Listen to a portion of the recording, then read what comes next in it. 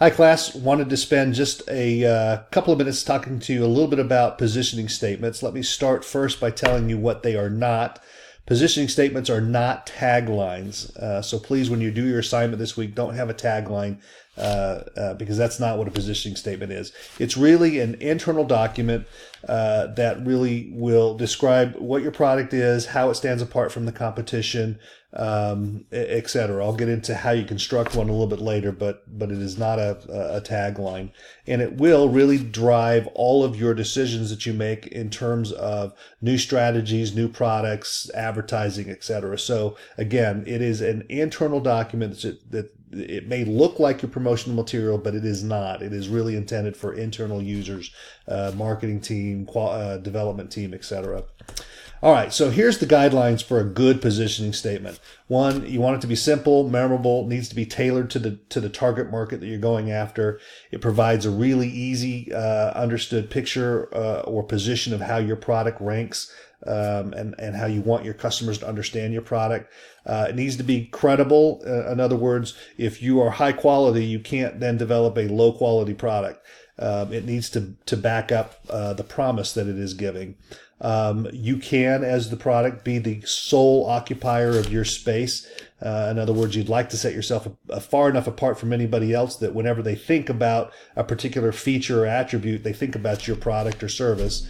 And a positioning statement really helps you to evaluate whether or not your marketing decisions or product development decisions are supportive of your brand. And certainly your product statement is not so detailed that it prohibits growth. In other words, you want it to be able to be flexible enough to be able to add new products and things to it. So here's a template for writing a good positioning statement. If you follow this template for this assignment, you're going to get an A, no problem. So for blank, so insert whoever your target market is, insert the brand, is the insert your point of differentiation among, and then you insert your frame of reference because blah, blah, blah. So your point of differentiation is really what sets you apart from the rest of the market, and the frame of reference is a segment or a category that in which your company competes. So let me give you a couple of examples with that. First is Harley-Davidson, the only motorcycle manufacturer that makes big, loud motorcycles for macho guys and macho wannabes, mostly in the United States, who want to join a gang of cowboys in an era of decreasing personal freedom. That's a great positioning statement. You can give this to anybody internally and they'll know exactly what you're talking about and how your product fits in the minds of its consumers, so that when they're developing new products or developing marketing campaigns, they know exactly how to position it.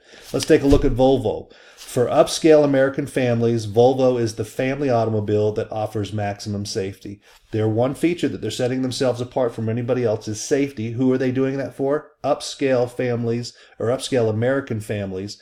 And what's their product? Well, it's the family automobile. So that's how they define their product. Amazon, here's the last example I'll give, and this one happens to be just for their books section. So that's their product line, if you will.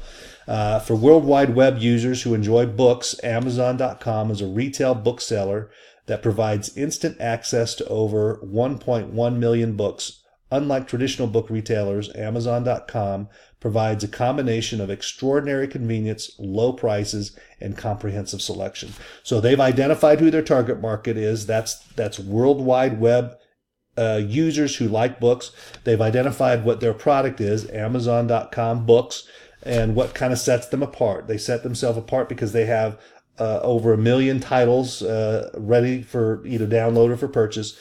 And then how do they do this? Well, they do it because they provide convenience, low price, and comprehensive selection. So they can give that positioning statement to anybody, and they'll understand exactly how their product fits or how they want it to fit in the minds of their customers. So I hope that helps with your assignment this week. If there's any questions, please reach out to me, and I'm happy to answer those questions. Thanks, and good luck.